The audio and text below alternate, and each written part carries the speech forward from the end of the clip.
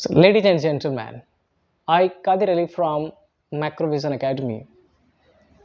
I would like to say very proudly our school is not just a school, it's a circle of holistic development. We trace the active mind and convert them into genius, and you are going to witness today in this video one of our genius, Harshvardhan Tiwari. In just a 16 years of age, he has written a rocket propulsion thesis, and he has capability to talk about the one of the most, I can say, the toughest topic about the universe. You will see in this video we are going to talk about the theory of relativity and the comparison between Einstein and Newton. Apart from this, you are going to get a very good knowledge about the frame of reference, Einstein theory of relativity, as well as Newton's theory. Time is absolute. So yeah, this video is going to be very good for getting knowledge of the very important topic like universe. So ladies and gentleman, एक बार फिर से आप सभी को स्वागत है अन्य के ट्रूथ के ये खास शो में, जिसमें हम कुछ ऐसे अनछुए पहलू पे बात करने वाले हैं जो कई बार आपको किसी भी चीज़ के बहुत ही खूबसूरत पहलू से कनेक्ट कराएगा, तो दूसरे उसके मैं ये तो नहीं बोलूँगा कि नेगेटिव, बट कुछ अनछुए पहलू से आपको रूबरू कराया जाएगा। कहते हैं कि समय की फितरत होती है बदलना, और वो बदलेगा ये 100% श्योर है। किसी पर्टिकुलर टाइम में कोई कॉन्सेप्ट जो 100% प्रूव्ड होता है, जिसको साइंटिफिक, मोरली, सोसाइटी के बेसिस पर एक्सेप्ट कर लिया जाता है, बढ़ते टाइम में या बदलते टाइम में उसके नए कॉन्सेप्ट जनरेट होते हैं, नई चीज़ें प्रूफ होती है। लेकिन एक चीज़ ध्यान रखने की होती है कि पुरानी चीज़ें जो प्रूव की गई वो गलत नहीं होती, हाँ नया कॉन्सेप्ट जरूर जो जाता है समय के साथ। और उसी नए कॉन्सेप्ट में अगर मैं बात करूँ आज, तो थोड़ी सी इन्फॉर्मेशन हम लेने वाले हैं यूनिवर्स के बारे में, जिसको समय के साथ ही कई बार बहुत खूबसूरत बताया जाता है, तो कई बार उससे रिलेटेड कई मिथ भी कनेक्टेड होती है। और ये जो दो डिफरेंट पहलू है, इसके बारे में आज मैं बात करने वाला हूँ मेरे एक बहुत ही स्पेशल स्टूडेंट से, जिसका नाम है हर्षवर्धन तिवारी। और तो वो उम्र में तो बहुत छोटे हैं, सिर्फ 16 के हैं, बट उनकी जो जानकारी है इस पर्टिकुलर सेगमेंट में वो बहुत ही शानदार है, बहुत ही शानदार है। तो चलते हैं डायरेक्टली हर्षवर्धन के पास। हर्षवर्धन, बहुत बहुत थैंक यू अपना कीमती टाइम देने के लिए। सबसे पहले तो इंट्रोडक्शन के लिए बहुत बहुत क्या ही बोलूं, ओके, नो वर्ड्स। तो मेरे को सबसे पहले ये जानना है कि आपका इंटरेस्ट इस टॉपिक में क्यों, जो काफ़ी उलझा हुआ है। कभी इसको सुलझाने की कोशिश न्यूटन ने करी है, कभी आइंस्टाइन ने करी है, लेकिन आज भी ये मिथ का मिथ ही बना हुआ है। आपका इंटरेस्ट इसमें कैसे, ये तो जानेंगे, साथ में ये भी जानेंगे कि आप हमारे जो व्यूअर्स है उसको अपने बारे में क्या बताते हैं। देखिए, सबसे पहले तो मेरा नाम हर्षवर्धन तिवारी है, और जैसे सर ने बोला कि एक यूनिवर्स, जो यूनिवर्स एक कंसेप्ट है, वो अपने आप में ही बहुत ही वास्ट चीज़ है और बहुत ही इंटरेस्टिंग चीज़ है। मतलब एक बार आप सॉल्व कर रहे हैं, एक बार अनसॉल्व कर रहे हैं, फिर आप सॉल्व कर रहे हैं। जैसे मैथमेटिक्स में होता है, you try to calculate, you try to renovate new stuffs in order to prove anything wrong and made yourself dominant। ऐसे ही होता है यूनिवर्स। आइंस्टीन हो गए या फिर न्यूटन हो गए, वो अपनी थ्योरीज देते हैं। बहुत सारे अलग अलग साइंटिस्ट जो कि अपनी थ्योरीज देते हैं और ये बताते हैं कि साहब आप गलत नहीं है, लेकिन इसके आगे एक और चीज़ है जिस पे आपको ध्यान देना चाहिए। ये बड़ा इंपॉर्टेंट है। इसकी वजह से मेरा बहुत ज़्यादा इंटरेस्ट है इसके ऊपर। दो टर्म आती है, एस्ट्रोनॉमी और एस्ट्रोफिजिक्स। सबसे पहले तो मैं व्यूअर्स को बिल्कुल कहना चाहूँगा कि एस्ट्रोनॉमी और एस्ट्रोलॉजी एकदम ही अलग चीज़ है, दो डिफरेंट चीज़ है। बिल्कुल बिल्कुल इसको कंबाइन मत कीजिए, क्योंकि मैं जिससे भी पूछता हूँ कि bro do you know what is astronomy, जैसे हाँ कोई तांत्रिक होगा। सही है। मतलब अगर मैं उनसे पूछूं एस्ट्रोलॉजी तो तांत्रिक, एस्ट्रोनॉमी तो तांत्रिक। So what I want to conclude is, don't confuse in these two terms, that is astronomy and astrology, because they are literally two different things। आप अपनी स्क्रीन पे इन दोनों की मीनिंग्स देख रहे होंगे। एस्ट्रोलॉजी का मतलब होता है, उसका एक अलग ही मजा है, अलग ही इंटरेस्टिंग स्टफ्स हैं जो कि उनके फील्ड को बहुत अच्छे से डिफाइन करता है। And astronomy is amazing. And That's why I like physics and that's why I like astrophysics, because it is the application of physics. It is the real life, or you can say जब आप कोई नई चीज़ आपको आप जैसे कोई आप नई चीज़ इन्वेंट कर रहे हो या फिर आप कभी एक नई चीज़ लेने जा रहे हो, तो you are very much amazed as well as curious about knowing it. Exactly. And you जो भी आपने सीखा है, जो भी आपने कंसेप्ट सीखा है, आप सब कुछ लगा देते हो उसको इमेजिन करने में. तो universe is like not like visualisation, it's an imagination which can be held true by our concepts. Okay okay okay, बहुत शानदार. हर्षवर्धन के इंटरव्यू में एक चीज़ मिसिंग रहा है जो मैं ऐड ऑन करना चाहता हूँ. मैं कादिर अली फ्रॉम मैक्रोविजन एकेडमी और ये हर्षवर्धन तिवारी फ्रॉम मैक्रोविजन एकेडमी. हम दोनों का बॉन्ड बहुत ही शानदार है. किसका है ये बाय द टाइम आपको पता चलेगा. हर्षवर्धन एक बहुत शानदार अभी अभी एक्सपीरियंस मैंने किया, एक शानदार चीज़. जब अब कैमरा सेटल्ड कर रहा था, मेरा ऐसा कॉन्सेप्ट था, ऐसे मन में था कि जो ताजमहल बाहर है उसको रिकॉर्ड करें, लेकिन कुछ ऐसी रिफ्लेक्शन, एक रोशनी ऐसी है जिस वजह से मैं उसको नहीं कर पाया. और ये इसको आप मेरे नज़रिए से कॉन्सेप्ट देखो या मिस कॉन्सेप्ट देखो, मैं हमेशा सोचता रहा हूँ कि लाइट क्या है, वो ये क्यों ही है, और लाइट नहीं होता है तो अंधेरा क्यों हो जाता है, अंधेरा ख़त्म क्यों होता है. बहुत सारी चीज़ें, मेरी जितनी जानकारी मेरे को इतना पता है कि शायद ये फोटोन पार्टिकल्स का एक ग्रुप है जिसकी अपनी डिफरेंट स्पीड है. बहुत सारी चीज़ें हैं इसमें. मेरे को पहले तो सबसे पहले ये बताओ कि एक्चुअली में ये लाइट होता क्यों है. सेकंड ये कि इसकी स्पीड जो हमें पढ़ाई गई है स्कूल में, क्या वो कॉन्सेप्ट है या वो भी मिसकंसेप्शन है. क्या उसकी स्पीड जो 3 लाख किलोमीटर पर सेकंड दी गई है, क्या वो सच है या इनफाइनाइट है. पहली बात तो मैं ये भी बता दूं कि मेरे को भी यही पढ़ाया जा रहा है, speed of light is constant and not variable. But आज की इस वीडियो में ना हम ऐसे सेगमेंट्स, हम ऐसे असर्शंस को डिस्प्रूव करेंगे जो कि एक्चुअली हमको अभी पढ़ाया जाता है. Okay. And that is wrong और right, that is on viewer stuff. So I really have worked very hard, and I myself had brought up and derived one hypothesis. Okay. That is called rocket propulsion hypothesis, क्या बात and which is also segmented in ISRO. That's wow. Not any okay, not any complimentary. So back to the point. हम बात कर रहे हैं light की. तो जैसे आपने बताया कि लाइट है क्या. Light is a group of photon particles which we know and which flows in a very high speed. तो अलग अलग साइंटिस्ट आते हैं अलग अलग टाइम के साथ, एंड दे असर्ट या फिर वो अपना स्टेटमेंट देते हैं कि लाइट क्या है. उनके हिसाब से अलग अलग चीज़ है लाइट. तो एक बड़ा ही बेसिक क्वेश्चन कोई भी टीचर आपसे पूछता है कि बताइए बेटा, सन की जो रेज होती है, सन की जो लाइट होती है, वो हमारे अर्थ तक आने में कितना टाइम लगता है. कितना टाइम लेती है. 8 minutes. 8 minutes. I don't know, मेरे को नहीं पता, लेकिन सब ये बोलते हैं 8 मिनट्स. हाँ मेरे को भी पढ़ाया गया, याद है मेरे को. No one ask why. क्यों ही 1 मिनट 1 सेकंड, मतलब ऐसा क्यों नहीं होता कि 8 मिनट लगी क्यों रही है, डायरेक्ट आ जाए. तो जो आपने क्वेश्चन पूछा कि why speed of light is constant, that is 3 lakh kilometre per second and not infinite, what is bounding it. The answer is universe खुद. और वो कैसे? यूनिवर्स ऐसे, चलिए मान लीजिए आपको एक इक्वेशन पता है, E equals to mc square. That is energy is related to mass times speed of times the square of speed of light, जो कि हमारे आइंस्टीन चाचा ने दिया.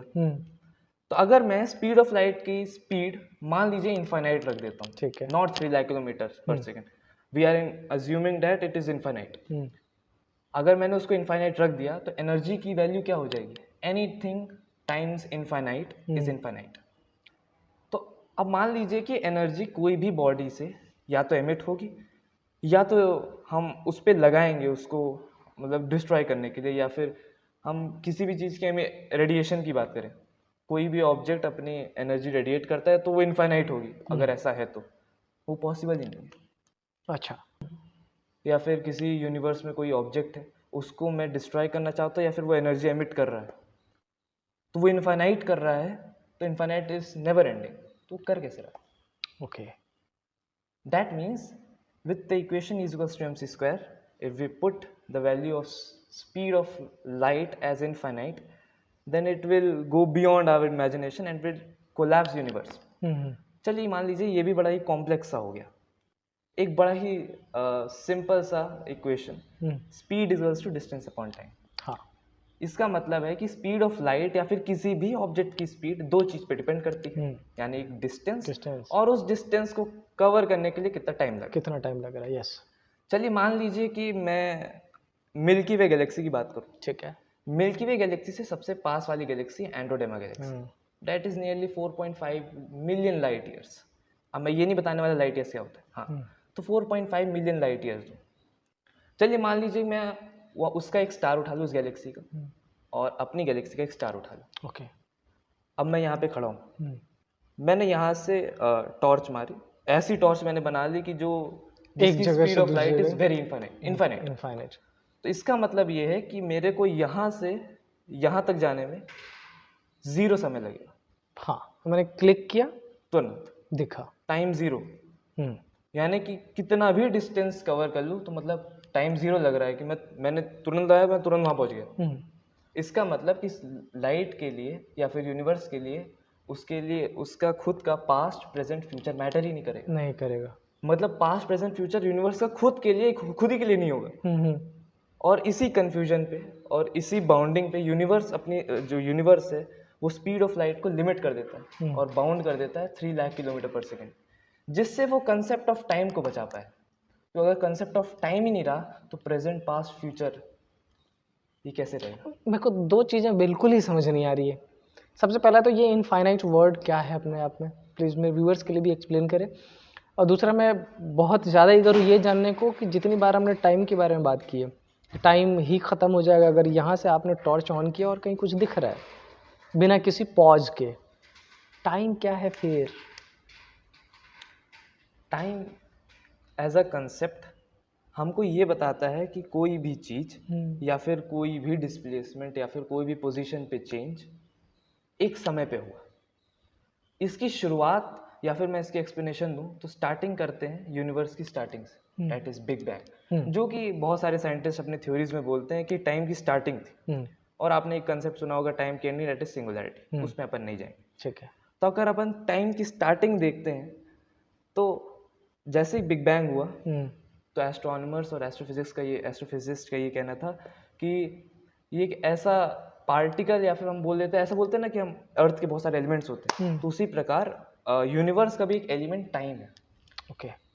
और वही टाइम हर एक चीज, मतलब कि अगर कोई यूनिवर्स में पार्टिकल है, कोई कंसेप्ट है, तो ऐसा होता है ना कि एक स्टूडेंट अपना काम कर रहा है और एक्सटर्नल कोई भी सपोर्टर है, मान लेते कोई क्रिकेटर है, वो अपना खेल रहा है, तो सपोर्टर को क्या दिख रहा है कि क्रिकेटर खेल रहा है और वो अपना परफॉर्मेंस दे रहा है, लेकिन उसके पीछे कौन काम कर रहा है?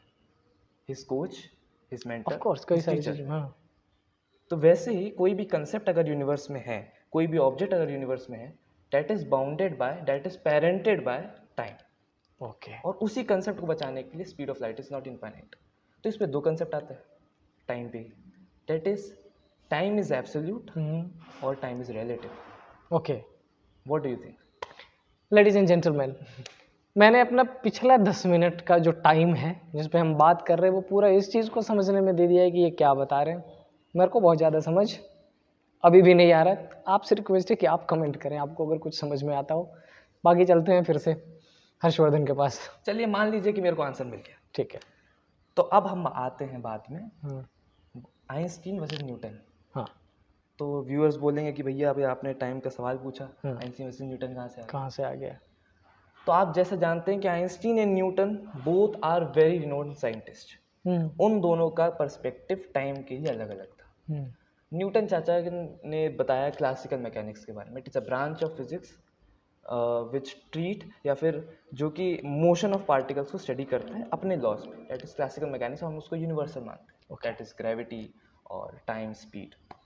And then comes our Albert Einstein, sir Albert Einstein. उनके हिसाब से टाइम रिलेटिव है एंड न्यूटन के हिसाब से टाइम एब्सोल्यूट है। तो एक उनकी बहुत ही फेमस बुक है थ्योरी ऑफ रिलेटिविटी की, जिसको I read a lot, and उसमें बहुत ही प्यारे तरीके से असर्ट किया गया है उसको कि why time is not absolute and time is relative. सबसे पहले तो मैं बता दूं एब्सोल्यूट का यहाँ पे क्या मतलब है। एब्सोल्यूट और रिलेटिव दो जो स्टेटमेंट या फिर दो टर्म है वो डिफर करते हैं due to frame of reference. अब फ्रेम ऑफ रेफरेंस क्या होता है? अगर एक लड़ाई चल रही है मोहल्ले में उसको आप छत से खड़े होकर देख रहे हैं तो उसका अलग मजा है। हाँ, और जहाँ लड़ाई हो रही है उसके जस्ट बाजू में जाकर खड़े होकर देख रहे हैं, उसके अलग मजा है। अलग ही मजे। तो अगर आप छत में देख रहे हैं तो दैट छत is frame of reference, okay, and उसमें घुसा ना खाएं, आप उसके बगल में खड़े हैं बगल तो में खड़े that is another frame of reference. Different reference हो गया। तो यही रिलेट करता है एब्सोल्यूट और रिलेटिव के कंसेप्ट। अब सबसे पहले न्यूटन पे आते हैं। न्यूटन कहते हैं अपने क्लासिकल मैकेनिक्स से कि टाइम इज एब्सोल्यूट, कि मतलब मैं किसी भी फ्रेम ऑफ रेफरेंस से देखूं टाइम इज एब्सोल्यूट। मतलब कि अगर 1 2 3 4 मैं यहाँ बैठा हूँ तब भी 1 2 3 4, मैं यहाँ से 10 किलोमीटर दूर और 10 किलोमीटर दूर चला गया या फिर अपना frame of reference as such change कर लिया। इसको बहुत ही प्यारे तरीके से उसमें समझाया गया है बुक में, that is coordinate system. Coordinates अपने चेंज कर लिया एज अ मैथमेटिक्स। सो अपना जो भी स्पीड या फिर टाइम है वो कांस्टेंट मूव करता रहेगा। ये था असर्शन ऑफ न्यूटन। लेकिन आइंस्टीन भैया है, उन्होंने कहा ना मुन्ना ना, इसमें आपको एक चीज़ समझनी पड़ेगी। उन्होंने अपने एक एक्सपेरिमेंट को अपने रिसर्च पेपर में पब्लिश किया। वो बहुत ही ज़्यादा ही मेरे हिसाब से प्यार करते थे रेलवे एम्बैंकमेंट एंड रेलवे को। अच्छा, रेलवे एम्बैंकमेंट मतलब स्टेशन, हाँ, हमारी भाषा। तो मान लीजिए कि एक पूरी रेल मैंने आपके लिए खरीद ली ठीक है, और उसमें मैंने आपको बैठा दिया। ठीक है, मतलब मान लीजिए कि 8 डिब्बे नहीं 9 डिब्बे हैं और उसके सिमेट्रिकली सेंटर पे आप बैठे हुए हैं। ठीक है, और मैंने बोथ एक इंजन पे और एक द लास्ट कोच पे मैंने 2 फ्लैशेस लगा दिए, ठीक है, 2 लाइट बल्ब लगा दिए, जो कि और मान लेते हैं कि इसमें सेपरेशन नहीं है। तो ये जो 2 लाइट बल्ब हैं और मैं खड़ा हूँ एम्बैंकमेंट में। अब मान लीजिए कि मैंने ट्रेन, अब सब कुछ रेस्ट में है और मैंने उस 2 फ्लैशेस को ऑन किए और मैंने आपसे पूछा कि आपने क्या ऑब्जर्व किया, और आप एकदम सिमेट्रिकल सेंटर पे मार्क ठीक है, दैट वर्क। ठीक है, तो आप बोलेंगे कि मेरे लिए तो दोनों साइमल्टेनियस है। हाँ, आप ये टर्म पकड़िएगा, साइमल्टेनियस, द टर्म साइमल्टेनियस। इसके ऊपर भी एक बहुत ही प्यारा सा कंसेप्ट है, इट इज रिलेटिविटी ऑन साइमल्टेनिटी। साइमल्टेनिटी बोलते हैं, और जल्दी हम रिकॉर्ड करेंगे, नेक्स्ट वीडियो में देखते हैं उसको भी। According to your views. नहीं तो नहीं बुलाएंगे। मैं बता रहा हूँ, हाँ, बैक टू द पॉइंट। तो आप बोलेंगे कि मेरे लिए तो दोनों ही एक से ही है, मतलब कि मेरे को यहाँ से लाइट और यहाँ से लाइट दोनों सेम टाइम पे एक टाइम पे मिला एक मेरे टाइम को। पे दोनों एक साथ लगी हुई। अब मैं खड़ा हूँ एम्बैंकमेंट में, मतलब मैं स्टेशन पे खड़ा हूँ, मैंने ऑन किया तो मेरे को भी एकदम सेम दिखा। चलिए मान लीजिए कि मैं एक ड्राइवर भी ले लेता हूँ, इतनी बड़ी ट्रेन ले ली तो ड्राइवर खरीद ही लेता। यस, और उनसे मैं बोलता हूँ कि भैया यूनिफॉर्म वेलोसिटी से या फिर यूनिफॉर्म स्पीड से इस ट्रेन को रन करें। ठीक है, यूनिफॉर्म स्पीड सबको पता है। तो यूनिफॉर्म स्पीड से उसको ट्रेन को रन करें और मैं जो 2 फ्लैशेस हैं उनको ऑन कर दूँ साइमल्टेनियसली। ओके, तो मैं उन दोनों फ्लैशेस को ऑन कर दूँ, फिर आपसे मैं आके पूछूँ भैया आपका ऑब्जर्वेशन क्या था, तो आप बोलोगे कि मेरे लिए तो सब कुछ वैसे ही नॉर्मल था, क्योंकि मैं भी उसके साथ जा रहा था। मूव कर रहा हूँ। तो मैंने जो पिछले अभी असर्शन में पिछले वीडियो मतलब पिछले टाइम पीरियड में मैंने जो बोला, द टर्म कोऑर्डिनेट सिस्टम। अच्छा, कोऑर्डिनेट सिस्टम। हाँ, द टर्म कोऑर्डिनेट सिस्टम। तो कोऑर्डिनेट सिस्टम आपका यूनिफॉर्म वेलोसिटी होने के कारण सेम जा रहा है। हाँ, एवरीथिंग इज सेम, सेम है। Nothing matters. What matters will be of my observation. जब वो रेस्ट में था वो मेरे लिए भी साइमल्टेनियस है। अब मान लीजिए कि मैं ऐसे कैसे बैठा हूँ, मेरे टाइम से ट्रेन जा रही है, अब ये वाला पार्टिकल दूर जा रहा है लेकिन यूनिफॉर्म स्पीड से। यूनिफॉर्म स्पीड क्यों से। Uniform speed? Because coordinate system should not be get change for your respect also and for me. अब मैं तो रेस्ट पे ही हूँ, अब ये यूनिफॉर्मली जा रही है, तो ये वाला फ्लैश है और ये वाला फ्लैश है, ये जा रही है, मैंने ऑन कर दिया, दोनों को एक बार में, एक साथ साइमल्टेनियसली। यस। तो मेरे लिए क्या होगा, अगर ये ऐसे ट्रेन जा रही है तो ये मान लेते हैं लास्ट कोच है, तो ये लास्ट कोच की जो फ्लैश होगी वो मेरे पास पहले आएगी, जल्दी दिखेगी, then that coach, then that engine. इसका मतलब समझे? Let me interrupt you. अगर वो मूव कर रही है ट्रेन, तो एकदम सिंपल सा कॉन्सेप्ट ये होगा कि ट्रेन का जो आगे वाला पार्ट है उसकी दूरी मेरे से बढ़ती जा रही है, और पीछे वाली की दूरी मेरे से कम होती जा रही है। तो अगर मैं एम्बैंकमेंट में खड़ा हूँ तो मेरे लिए पहले कौन से आएगी? जिसकी दूरी कम हो रही है। दूरी कम हो रही है। और बाद में कौन आएगा? जिसकी दूरी ज़्यादा हो रही है। ज़्यादा हो रही है। लेकिन वो जो बीम है वो तो स्पीड ऑफ लाइट से चल रही है। तो अगर मैं न्यूटन की बात मानूं, आप चाहे आप यूनिफॉर्म से जाओ, यूनिफॉर्म से जाओ, खड़े रहो, आसमान मुड़ जाओ, मेरे लिए वो बीम या फिर वो फ्लैश है वो मेरे लिए सेम टाइम पे, हाँ, irrespective of frame of reference. अब आप यहाँ पे क्या समझे, फ्रेम ऑफ रेफरेंस। एग्जैक्टली। आप बैठे हैं ट्रेन पे, आपका अलग फ्रेम ऑफ रेफरेंस, मैं स्टेशन पे एम्बैंकमेंट पे खड़ा हूँ, मेरा अलग फ्रेम अलग of frame of reference. Reference, yes. So इसका मतलब कि अगर वो जल्दी आ रही है, देर आ रही है, इसका मतलब time is differing, and that's what Einstein said कि time is relative and it changes with frame of reference. And also one proposition, that frame of reference, that coordinate system should be in uniform motion, that is called Galilean coordinate system, जिसमें अपन ये सारे laws लगाते हैं। ये Galilean coordinate system में actually हम classical mechanics के laws लगाते हैं, और एक आता है लॉरेंस ट्रांसफॉर्मेशन, जिस पे अपन आइंस्टीन की बात करते हैं। तो ये जो समझाने का मुद्दा था, या फिर जो समझाने का मेन पर्सपेक्टिव था कि time is not absolute, it is relative. Why? Because frame of reference is changing and frame of reference is main perception of it. तो एकदम लेम लैंग्वेज में मैं बोलूँ तो ये कह सकता हूँ कि न्यूटन ने जो बात कही थी वो ये कही थी कि आप कहीं भी चले जाओ, आपके पोजीशन से कोई फर्क नहीं पड़ता है, आपको जो मिल रहा था मिलता रहेगा। बट आइंस्टाइन ने बोला नहीं, अगर डिस्टेंस बढ़ रहा है, घट रहा है, you will see the change. So ये डिफरेंस रहा न्यूटन और आइंस्टाइन इसी के। को ही बहुत प्यारे तरीके से उन्होंने अपने रिसर्च पेपर में बताई, जिससे हम आज एकदम प्राउडली बोल पा रहे टाइम इज रिलेटिव।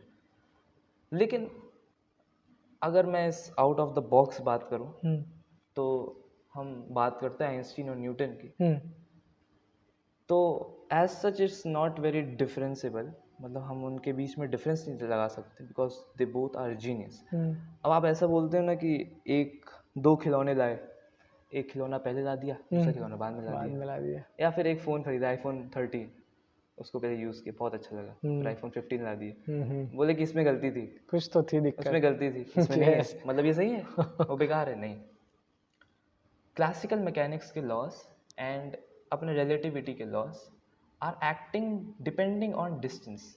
हम इस वीडियो में ग्रेविटी की बात नहीं करेंगे, और अगर आगे वाली वीडियो में हम ग्रेविटी की बात करते हैं तो आपको ये स्टेटमेंट बिल्कुल समझ में आएगा।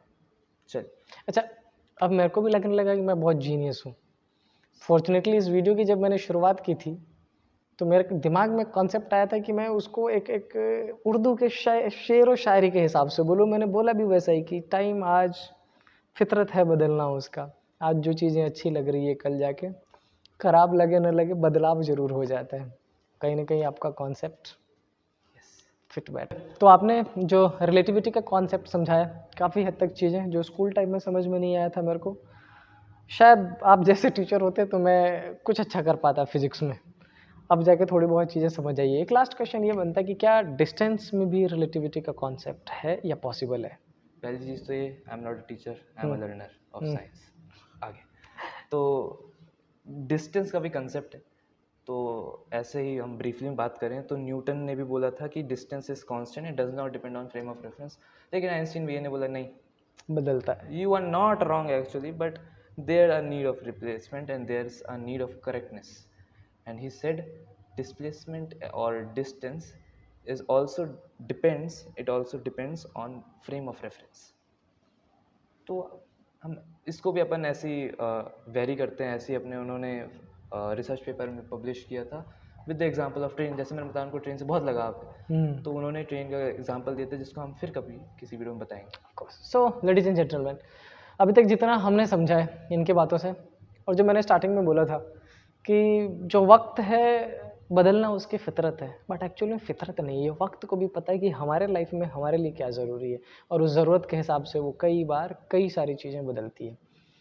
चलते हैं फिर से हर्षवर्धन के पास। आपने काफ़ी चीज़ें बताई, कॉन्सेप्ट ऑफ टाइम बताया हमें, लाइट को काफ़ी डीपली समझाया, लेकिन ये जो यूनिवर्स है इसको अगर अपन समझने बैठे तो शायद बहुत लंबा टाइम हमें जाएगा। फ़िलहाल इस शो को इख्तिताम देंगे, और एक ब्रीफ इंट्रो मैं चाहता हूँ आपने जिस पे काम किया है, that is rocket propulsion theory. तो मेरे को भी और साथ में मेरे व्यूवर्स को भी कि आपने कब किया और उसमें क्या था और वो कहाँ है आज, किस प्रोसेस में है, कुछ शेयर करें। So actually not to show ego और एनी टाइप, हमें वो वर्ड नहीं आ रहा है, वो मैं शो नहीं करता हूँ। मैंने ये काम किया था जब when I was in 10th class, okay, and I am 12th class. So it's actually rocket propulsion thesis, and it is out of the box topic. जिसको अपन इस वीडियो के लिए अलग से सेगमेंट कर देंगे वीडियो के नीचे। तो ये जो रॉकेट प्रोपल्शन थीसिस है, ये मैंने एक्चुअली में observations and with few concepts इसको मैंने डिज़ाइन किया and I not derived it, I estimated because it's a thesis and hypothesis. क्योंकि ये इस वीडियो से बड़ा ही आउट ऑफ द बॉक्स है, because it is about how rocket can be propelled, और जैसे अपन लेम या फिर आम भाषा में बोलें कि रॉकेट को ऑर्बिट तक कैसे पहुंचाया जाए easily. Okay, so what my theory is, we should use fuel but not at the ground level. We can lift off up to orbit और कैरी ऑन लाइन। तो कैरी ऑन लाइन क्या होता है ये आपको स्क्रीन में ही पता चल जाएगा, जो आपको दिख रहा होगा। और कैरी ऑन लाइन एक्चुअली में एक ऐसी लाइन होती है जहाँ से हम बोलते हैं कि स्पेस स्टार्ट हो गई, वो एक्चुअली 110 किलोमीटर के लगभग होती है। अच्छा, ओके, तो मेरी थीसिस ये है कि हम रॉकेट को बिना प्रोपेल किए यहाँ से एक फोर्स के कारण हम इसको सेंड कर सकते हैं ऑर्बिट तक at various stages, which you can also see in this screen, जिसकी आप फोटो देख सकते हैं कैसे स्टेजेस बदलते रहते हैं। एंड उसके बाद आप एक लेवल पे आ जाए, उसके बाद अपना प्रोपेलेंट्स या फिर बोल से थ्रस्टर्स यूज करें, that will result in preventing the more and more usage of fuels, because we are in conserving phase.